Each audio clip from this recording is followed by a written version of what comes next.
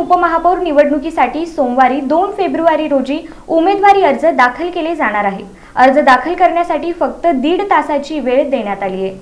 सोलापूर महानगरपालिकेच्या महापौर आणि उपमहापौर पदाच्या निवडणुकीसाठी सोमवारी 2 फेब्रुवारी रोजी उमेदवारी अर्ज दाखल होणार आहेत। अर्ज दाखल करण्यासाठी सोमवारी सकाळी 10 ते 11:30 पर्यंतची केवळ 1.5 तास वेळ देण्यात आली आहे। पुणे विभागीय आयुक्तांनी महापौर उपमहापौर निवडीसाठी 6 फेब्रुवारी रोजी सर्वसाधारण सभा घेण्याचे आदेश पालिका आयुक्त डॉक्टर सचिन ओंबासे यांना दिले होते।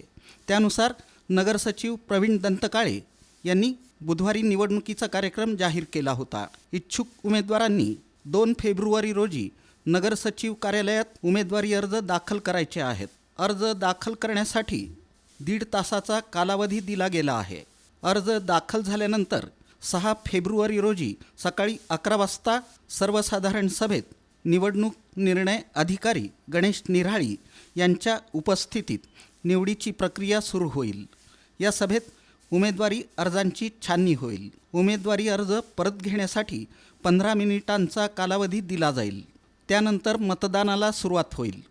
दोन्ही पदांसाठी हात वर करून मतांची नोंद होणार आहे।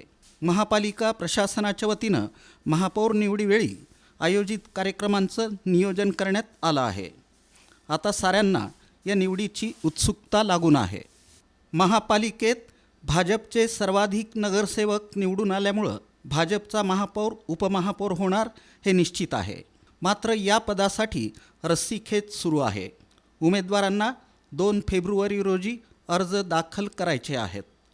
त्यामुळं भाजप नेत्यांना फक्त 3 दिवसात दोन्ही पदांचे उमेदवार निश्चित करावे लागतील।